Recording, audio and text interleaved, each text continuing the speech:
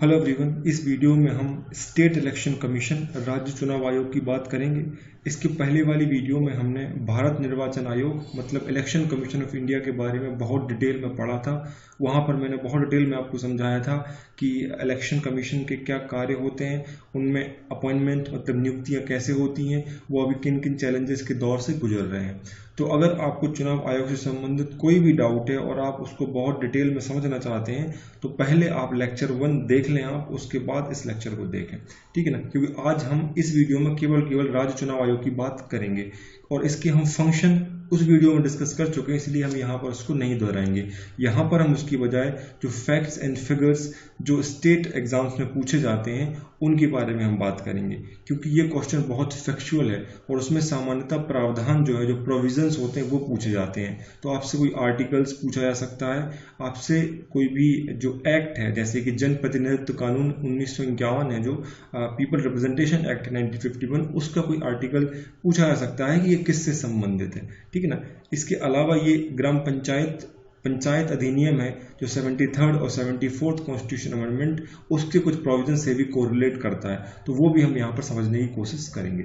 तो देखो, सबसे पहले हमको ये समझना होता है कि स्टेट इलेक्शन कमीशन का काम क्या है। तो देखो, इलेक्शन कमीशन का काम जो क्या है वही स्टेट इलेक्शन कमीशन का काम है राज्य के अंतर्गत में, मतलब फ्री फेयर और इम्पार्शियल इलेक्शन कंडक्ट करवाना है। कहाँ? राज्य के अंदर। और कौन से चुनाव करवाना है? लोकल बॉडीज के चुनाव करवाना है, मतलब स्थानीय सरकारों के जो चुनाव होंगे। स्थानीय सरकारों में दो चीजें आएंगी, पहला तो आएंगे पंचायत के चुनाव और दूसरे आएंगे कौन से? शहरी निकाय के चुनाव, जिनको हम म्यूनसिपालिटी कहते हैं। तो शहरी निकाय के चुनाव और पंचायतों के चुनाव, ये दोनों चुनाव जो है लोकल गवर्नेंस के चुनाव कहलाते हैं। और ये चुनाव कौन करवाता है? राज्य चुनाव आयोग करवाता है, ना कि election commission of India. ECI जो है इलेक्शन कमीशन ऑफ इंडिया, जो केंद्र स्तर पर होता है, वो संसद के चुनाव करवाता है। और संसद में मतलब दोनों हाउस, अपर हाउस के भी चुनाव करवाएगा और लोअर हाउस के भी चुनाव करवाएगा। इसके अलावा वो राज्य विधानसभा के चुनाव भी करवाता है। राज्य में जो विधानसभाएं होती है सभी राज्यों में, जहां पर विधायक चुने जाते हैं, एमएलए चुने जाते हैं, उनके चुनाव करवाएंगे। और जिन भी राज्यों में 2 हाउसेस हैं और जिनमें विधान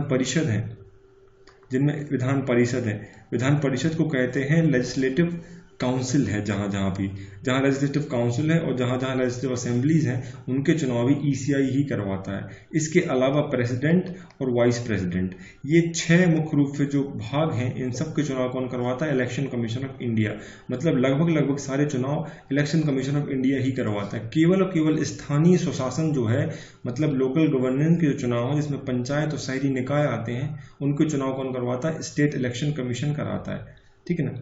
हमको पता है कि इलेक्शन कमीशन जो पंचायत के चुनाव हैं, मतलब पंचायत अधिनियम वगैरह है, जो वो 73rd और 74th कॉन्स्टिट्यूशन अमेंडमेंट के बाद से लागू किए गए हैं, ठीक है ना।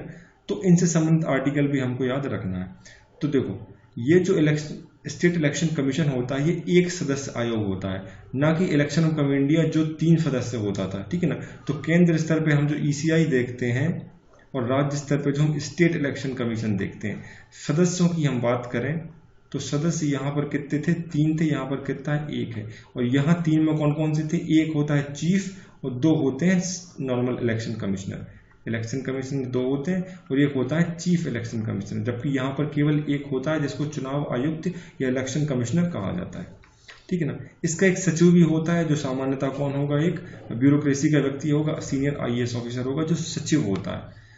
तो ये भी एक क्या है? एक सांविधिक या कॉन्स्टिट्यूशनल बॉडी है। ये भी एक कॉन्स्टिट्यूशनल बॉडी है, मतलब संविधान के प्रावधान के अंतर्गत इसको बनाने के प्रावधान किए गए।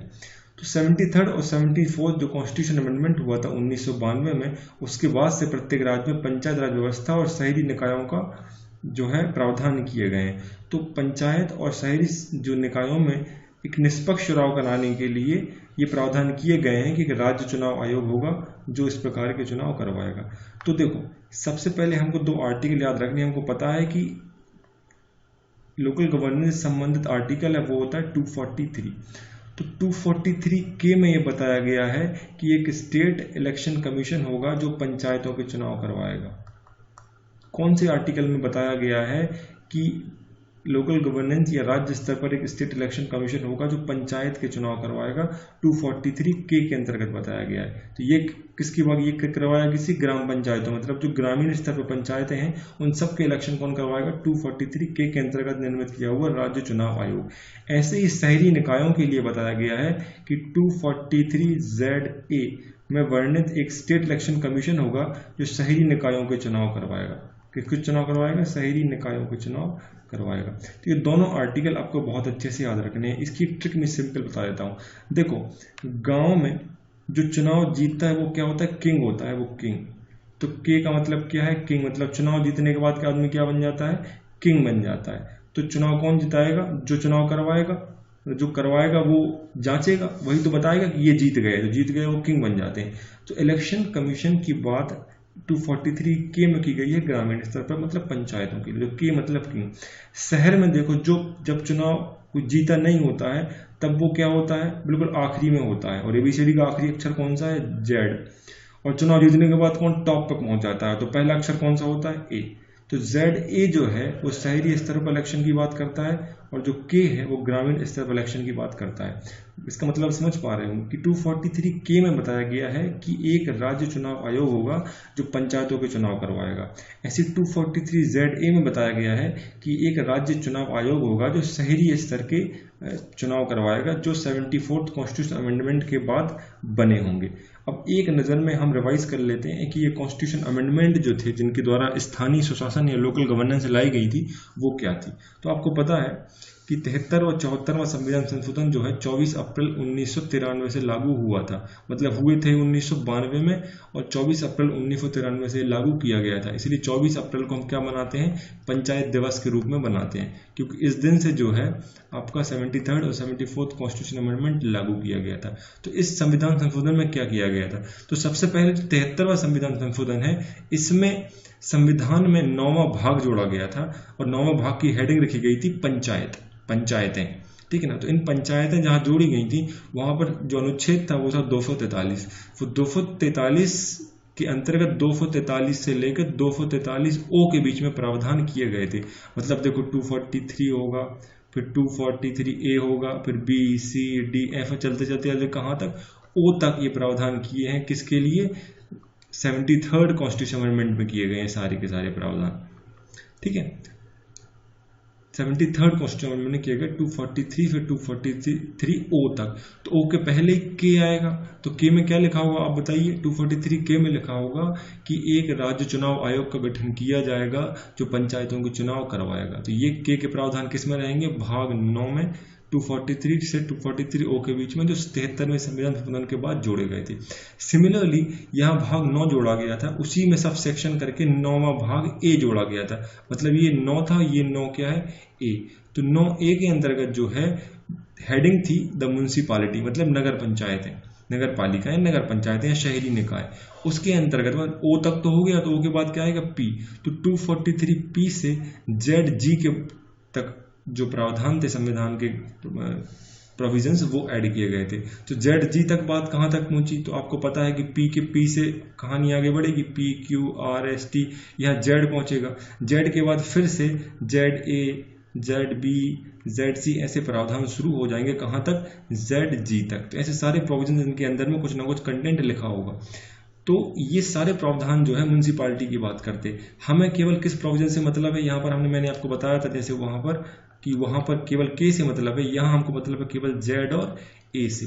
तो चुनाव के पहले कोई आखिरी में होता है, चुनाव जीतने के बाद टॉप पे आ जाता है। तो ऐसे आप इनको याद रखना है। तो 243K जो है ग्रामीण स्तर पर, और 243Z है जो शहरी स्तर पर जोड़ने की बात करता है, ठीक ना। तो ये संविधान संशोधन जो हुए थे 1992 में और 24 अप्रैल 1993 से लागू हुए हैं, ये आपको अच्छे से याद रखना है, ठीक है। यही बात यहाँ पर की गई है कि एक इंडिपेंडेंट जो है स्वतंत्र पूर्ण रूप से राज्य इलेक्शन कमीशन बनेगा, जो सभी प्रकार के चुनाव में सुपरिटेंडेंट करेगा, डायरेक्ट करेगा और कंट्रोल करेगा सभी प्रकार के इलेक्टोरल रोल्स जो भी राज्य में होंगे स्थानीय स्वशासन से संबंधित, ठीक है ना। यही बात 243, यही बात मैंने यहाँ पर हिंदी में लिखी है। आप जैसी मीडियम के हों ये बात लिखते जाएं और अच्छे नोट्स बनाते जाएं।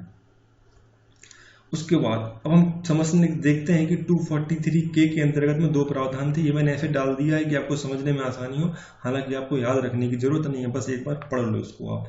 तो के अंदर दो सब सेक्शन है, K1 और K2।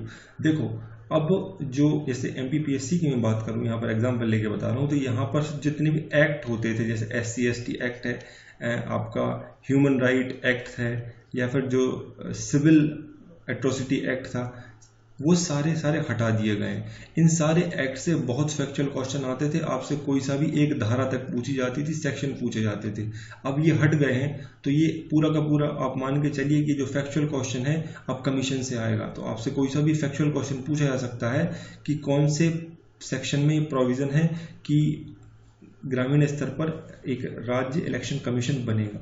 तो ऐसे क्वेश्चन आपको तैयार करते रहने, इसीलिए मैंने प्रोविजन डिटेल में बता रहा हूँ मैं।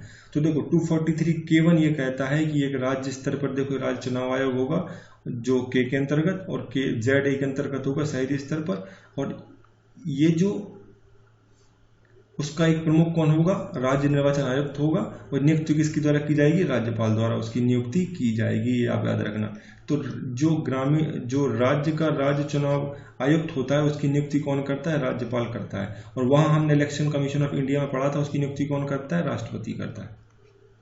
राष्ट्रपति कैसे करता है, जो उसको प्राइम मिनिस्टर और काउंसिल ऑफ मिनिस्टर एडवाइस देते हैं उसकी नियुक्ति कौन करता है, राष्ट्रपति। यहाँ पर भी यही होगा, यहाँ जो चीफ मिनिस्टर होगा और काउंसिल ऑफ मिनिस्टर होगा, किसी एक व्यक्ति को नॉमिनेट करके बोलेंगे कि राज्यपाल जी ये फाइनल व्यक्ति इसकी नियुक्त करो, तो राज्यपाल नियुक्त कर देगा, ठीक है ना। 243 K2 ये कहता है, देखो ये आर्टिकल बहुत ही महत्वपूर्ण है, मैं क्यों बता रहा हूँ, क्योंकि अभी अभी आंध्र प्रदेश में केस हुआ है जो इसी से संबंधित है, इसी आर्टिकल का उपयोग किया है। It states that tenure and appointment will be directed as per the law mandated by the state legislature। मतलब राज्य की विधायिका जो कानून बनाएगी उसके हिसाब से जो चुनाव आयुक्त होगा उसका टेन्योर और अपॉइंटमेंट किया जाएगा। However, state election commissioner shall not be removed from his office except in like the manner on like ground on the judges of high court। देखो यहाँ पर दो चीजें बताई गई हैं। इसमें यह कहा गया है कि ऐसे ही स्टेट इलेक्शन कमिश्नर जो है राज्य चुनाव आयुक्त है उसको नहीं हटाया जा सकता है। उसको हटाने का केवल एक ही तरीका है कि उसका इम्पीचमेंट हो। हालांकि इम्पीचमेंट वर्ड राष्ट्रपति के लिए उपयोग होता है, बट सिमिलर वे में हम कह रहे हैं अगर उसको हटाना है आपको तो उसका केवल तरीका वही तरीका अपनाना होगा जो किसी भी हाई कोर्ट के जज को हटाने के लिए उपयोग किया जाता है। मतलब जो इस विशेष बहुमत होता है, विशेष बहुमत जो स्पेशल मेजॉरिटी होती है 2/3 which is more than 50% of the house, ये से आपको दोनों हाउसेज में बिल पास करना पड़ेगा, तब जाके आप जो है जो इलेक्शन कमिश्नर है उसको हटा सकते हैं, ठीक है ना।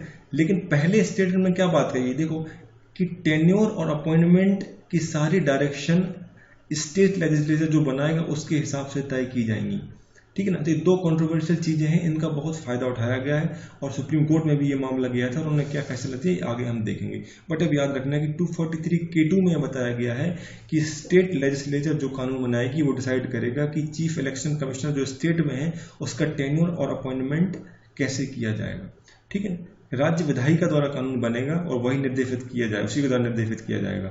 हालांकि राज्य निर्वाचन आयोग को कार्यालय में उच्च न्यायालय के न्यायाधीश के रूप में और समान अधिकारों आधारों पर ही हटाया जा सकता है।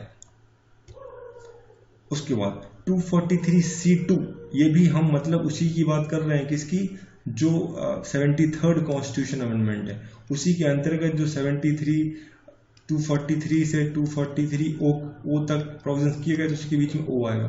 तो C3 ये कहता है कि स्टेट इलेक्शन कमिश्नर रिक्वेस्ट करेगा गवर्नर को किस चीज़ के लिए, कि उसको पर्याप्त स्टाफ दिया जाए ताकि वो इलेक्शन फंक्शन आसानी से करवा सके। फॉर एग्जांपल राज्यों में चुनाव होने हैं, अब स्टेट इलेक्शन कमिश्नर को बहुत सारी स्टाफ की जरूरत है एडमिनिस्ट्रेशन को संभालने के लिए, तो स्टेट इलेक्शन कमीशन किससे रिक्वेस्ट करेगा, गवर्नर से, कि हमको पर्याप्त जो है सुविधाएं स्टाफ एडमिनिस्ट्रेशन स्टाफ दीजिए ताकि हम चुनाव करवा सकें। तो ये जो आर्टिकल आपसे पूछा जा सकता है आर्टिकल 243C में ये बताया गया है। सिमिलर चीजें सेंट्रल में भी हो रही थी, जहां पर इलेक्शन कमीशन ऑफ इंडिया जो है आर्टिकल 324(6) के अंतर्गत बोल रहा था राष्ट्रपति से कि आप हमें पर्याप्त स्टाफ प्रोवाइड कराइए ताकि हम पूरे देश में जो किसी भी प्रकार के चुनाव है वो अच्छे से करवा सके। तो ये आर्टिकल बहुत इंपॉर्टेंट है, आपको याद रखना है अच्छे से, ठीक है। मतलब राज्यपाल जब निर्वाचन आयोग द्वारा ऐसा अनुरोध किया जाता है कि राज्य निर्वाचन आयोग को ऐसे कर्मचारी उपलब्ध करवाए जा सकते हैं जो कार्यों के निर्वहन के लिए आवश्यक है। तो आर्टिकल 243C3 में ये बताया गया है, ठीक है ना, C3, ठीक है ना। आर्टिकल 243O की हम बात करते हैं, तो ओ है जो 73rd का लास्ट वाला है, मतलब अंतिम आर्टिकल है। ये बोलता है constitution bars interference in poll matter set in motion by एसईसीज। ये बात कह रहा है बार सुप्रीम कोर्ट या हाई कोर्ट राज्य में हम बात कर रहे हैं तो कॉन्स्टिट्यूशन ऑफ जो हमारा कॉन्स्टिट्यूशन है bars high court to interfere in poll matter set in motion by state election commissioner. संविधान के अनुच्छेद 243O में यह बताया गया है कि राज्य चुनाव आयोग द्वारा प्रस्ताव में निर्धारित मतदान मामलों में उच्च न्यायालय का हस्तक्षेप क्या है, प्रबंधित है। मतलब राज्य में यदि चुनाव हो रहे हैं और कोई भी फैसला उससे संबंधित स्टेट इलेक्शन कमीशन राज्य चुनाव आयोग देता है तो हाई कोर्ट उसमें दखलंदाजी नहीं करेगा। मतलब चुनाव के टाइम पे सबसे बॉस कौन है, स्टेट इलेक्शन कमीशन ही है राज्य में, और इलेक्शन कमीशन ऑफ इंडिया ही कौन है, देश में। ठीक है ना, वहां पर भी यही बात की गई थी। अगर आपको पहला वाला वीडियो आपने देखा है और आपको सब चीजें याद हैं तो 324 से लेकर 329 आर्टिकल हमने पढ़े थे वहां पर इलेक्शन कमीशन ऑफ इंडिया के बारे में, भारत निर्वाचन आयोग के बारे में। तो वहां मैंने बताया था कि 329 जो आर्टिकल है वो रोकता है सुप्रीम कोर्ट को कि अगर इलेक्शन कमीशन ऑफ इंडिया कोई भी मामले में दखलंदाजी करता है तो वो उस पर ही छोड़ दिया जाए। मतलब वहां पर वो बार किया गया था कि इसको सुप्रीम कोर्ट को कि पोल से संबंधित इलेक्शन संबंधित कोई भी मामला है तो वहां पर सुप्रीम कोर्ट को बीच में नहीं आना है। तो संबंधित कोई भी पिटीशन अगर आती है तो वो सुप्रीम कोर्ट नहीं सुनेगा, एक्सेप्ट कुछ एक्सेप्शंस थे जहां पर डिस्क्वालिफिकेशन किया जा रहा था। ठीक है, तो वो एक्सेप्शंस क्या थे डिस्क्वालिफिकेशन की, वो मैंने फर्स्ट पार्ट में बताया हुआ है। ठीक है, तो वो आपने नहीं देखा है तो पहले पहला वीडियो देख लें आप, तो आपको ये सारे जो डाउट हैं बहुत अच्छे से क्लियर हो जाएंगे।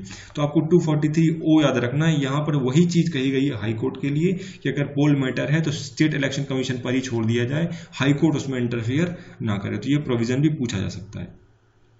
ठीक है ना, अभी रिसेंटली एक बहुत बड़ा इश्यू हुआ है, ये मैं बात कर रहा हूं अभी मार्च 2020 की बात कर रहा हूं मैं। मार्च 2020 में क्या हुआ कि आंध्र प्रदेश में लोकल गवर्नेंस के इलेक्शन होने थे, लेकिन आंध्र प्रदेश का जो स्टेट इलेक्शन कमीशन है उसने सीधा निर्णय ले दिया कि कोविड के कारण हम वहां पर इलेक्शन अभी नहीं करवाएंगे, उनको पोस्टपोन किया जाता है। तो स्टेट गवर्नमेंट आंध्र प्रदेश की थी वो भड़क गई कि आपने ये निर्णय ले लिया और हमसे कंसल्ट भी नहीं किया। तो इसलिए उन्होंने क्या किया कि आंध्र प्रदेश की जो गवर्नमेंट है इनने गवर्नर मतलब राज्यपाल को बोला कि आप ऑर्डिनेंस पास करो और यहाँ के जो स्टेट इलेक्शन कमिश्नर हैं इनको निकाल दो। तो इन्होंने राज्यपाल ने एक ऑर्डिनेंस पास कर दिया और ऑर्डिनेंस में क्या कर दिया कि पहले टेन्योर जो 5 साल का था उसको अब 3 साल कर दिया।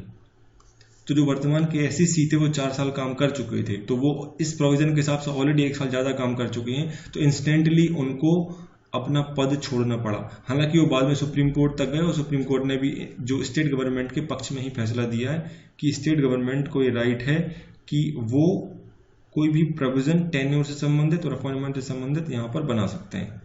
ठीक है ना, इसकी बात हमने पहले भी की थी, अभी जब हमने इसके पहले पढ़ा था तो वहां पर भी यही बात की गई थी। ठीक है ना, तो अब सुप्रीम कोर्ट ने फैसला क्यों किया, 2007 में केस हुआ था जिसमें कहते हैं Aparmita Prasad Singh versus state of UP. ये इलाहाबाद हाई कोर्ट ने यह फैसला लिया था कि cessation of tenure does not amount of removal. अगर किसी कमिश्नर का, चीफ इलेक्शन कमिश्नर का या फिर स्टेट इलेक्शन कमिश्नर जो है उसका टेन्योर मतलब कार्यकाल कम कर दिया जाता है तो कार्यकाल कम करना इज नॉट बराबर टू उसका इम्पीचमेंट। मतलब उसका टेन्योर कम किया गया है, ना कि उसको पद से हटाया गया है, क्योंकि इम्पीचमेंट करना है तो बहुत लंबा प्रोसेस मैंने बताया था, वही special majority which is more than 50%, 2/3 बात समझ रहे हो। 2/3 आपको प्रेजेंट इन वोटिंग से वोट चाहिए और जो ज्यादा होना चाहिए 50% जो टोटल हाउस की स्ट्रेंथ होती है उससे। तो इम्पीचमेंट नहीं किया है, उन्होंने ये बोला कि हमने क्या कर दिया, कार्यकाल कम कर दिया है। तो पहले जो कार्यकाल टेन्योर था वो 5 साल हुआ करता था, अब कितना कर दिया गया है, 3 साल। तो ये तो ब्लंडर जो हो रहा है कि आप इतने हल्के में ले रहे हैं इलेक्शन कमिश्नर को कि उसका कोई भी काम स्टेट गवर्नमेंट के हिसाब से नहीं किया, तो आपने राज्यपाल के द्वारा एक ऑर्डिनेंस पास करवा दिया। और ऑर्डिनेंस ने 2 काम किए, पहला तो 3 साल कार्यकाल कर दिया, दूसरा उन्होंने एलिजिबिलिटी चेंज कर दी कि एलिजिबिलिटी जो पहले जो था कोई भी सेक्रेटरी सचिव लेवल का आदमी होता था वो बन सकता था, उन्होंने उसको मना कर दिया कि अब केवल जुडिशरी मतलब न्यायपालिका का जो व्यक्ति होगा, मतलब हाई कोर्ट का रिटायर्ड कोई जज होगा, वह ही केवल इलेक्शन कमिश्नर बन सकता है। तो ये ऑर्डिनेंस पास कर दिया आंध्र प्रदेश की गवर्नमेंट ने, मतलब गवर्नर के द्वारा, ठीक है ना। तो ये जो है ब्लंडर है। तो फिर इस इम्पीचमेंट के उत्ते जो सख्त जो कानून बनाया गया तो उनका क्या ही मतलब है। हालांकि समझने वाली बात यह है कि हाई कोर्ट और सुप्रीम कोर्ट ने भी इस जो बर्खास्त किए गए जो इलेक्शन कमिश्नर थे उनकी बात को कैंसिल ही कर दिया। उन्होंने बोला कि नहीं, जो इलाहाबाद हाईकोर्ट ने बात 2007 में कही थी वो सही है। मतलब governor has a power to prescribe tenure and amend the rule, मतलब गवर्नर को ये पावर है। और गवर्नर मतलब कौन? गवर्नर मतलब अल्टीमेटली चीफ मिनिस्टर और काउंसिल ऑफ मिनिस्टर्स, ठीक है ना। तो ये जो है बड़ी समस्या है। इसके बाद देखो एक और केस हुआ था जिसे हम कहते हैं Kishan Singh Tomar versus municipality corporation 2006।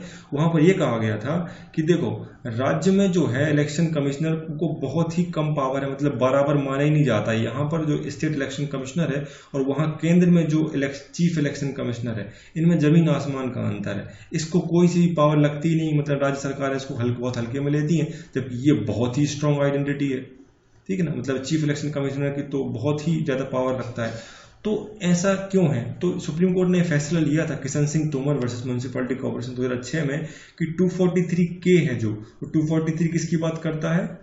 243K बात करता है स्टेट इलेक्शन कमीशन की should be considered identical to article 324 related to ECI।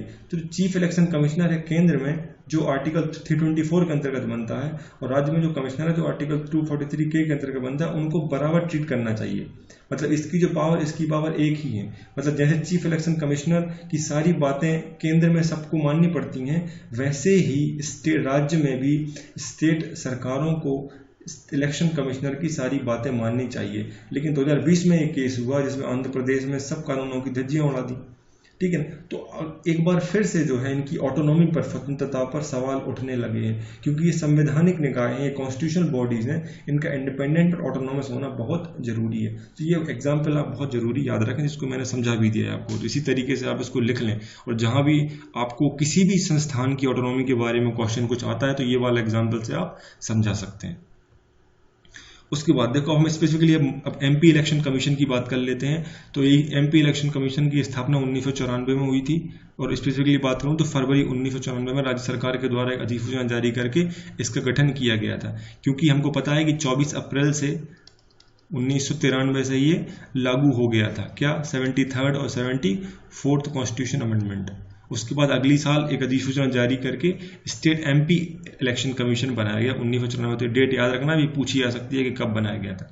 अब देखो अगर स्टेट असेंबली के, मतलब राज्य विधानसभा या विधान परिषद के चुनाव हो रहे हैं, स्टेट असेंबली के या लेजिस्लेटिव काउंसिल के चुनाव हो रहे हैं, तो वहां पर जो है एक चीफ इलेक्टोरल ऑफिसर डेजिग्नेट किया जाता है, चीफ इलेक्टोरल ऑफिसर बनाया जाता है। कौन बनाता है उसको? इलेक्शन कमीशन ऑफ इंडिया, ताकि जो राज्य में जितने भी चुनाव होंगे उनको असिस्ट करता है। लेकिन याद रखना आप, जो स्टेट इलेक्शन कमीशन है इसका इसमें कोई रोल नहीं है, क्योंकि इसका काम केवल और केवल लोकल गवर्नेंस के चुनाव करवाना है।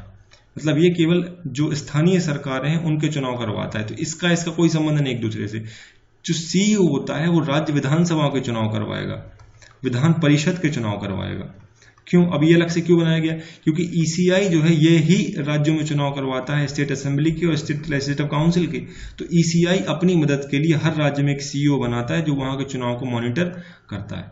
बात समझ रहे हैं? तो हर राज्य में तो जितने भी स्टेट हैं प्लस जितने भी UTs हैं, हर राज्य में एक CEO बनाया जाता है। ये मैंने पहली वाली वीडियो में भी ये बताया था लेक्चर 1 में कि टोटल 36 CEO जो है बनाए जाते हैं, जो हर स्टेट में एक होता है, हर UT में एक होता है, जो ECI डेजिग्नेट करता है, ECI बनाता है, और ECI को वो असिस्ट करते हैं उस स्टेट में किसी प्रकार के इलेक्शन करवाने में। क्योंकि स्टेट असेंबली के और काउंसिल के चुनाव भी कौन करवाता है? ECI ही करवाता है।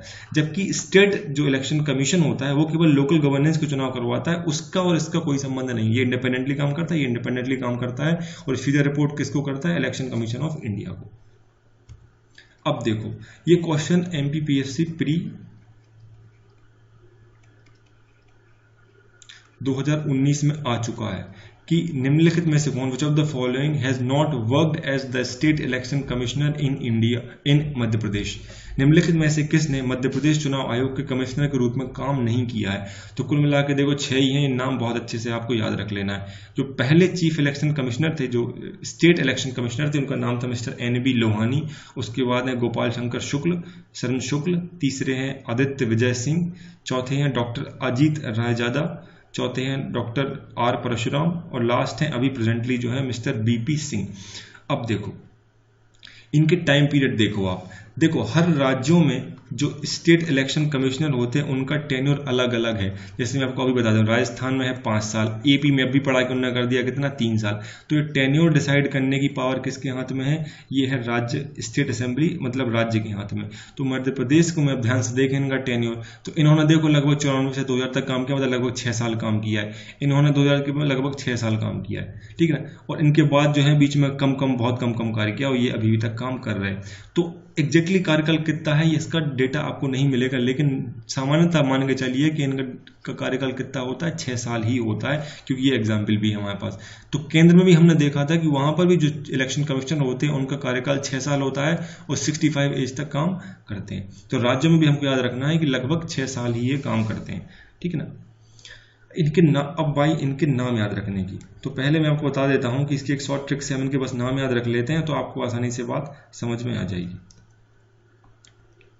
देखो ये लाइन बस अब याद रखना है कि परशुराम का BP ज्यादा हुआ, परशुराम का BP ब्लड प्रेशर ज्यादा हो गया, तो उन्होंने लोहा लेकर गोपाल पर विजय पाई, ठीक है। ये बहुत आसान है, सिंपल से याद रखना। परशुराम का BP ज्यादा हुआ तो लोहा लेकर उन्होंने गोपाल पर विजय पाई। इससे आपको ये 6 नाम याद हो जाएंगे। तो परशुराम से हमको याद हो गया R परशुराम, BP से BP सिंह, ज्यादा से रायजादा, ठीक ना, लोहा से लोहानी, गोपाल से गोपाल शरण शुक्ल और विजय से आदित्य विजय सिंह। ये 6 नाम आपको अच्छे से याद रखना है, ठीक है ना।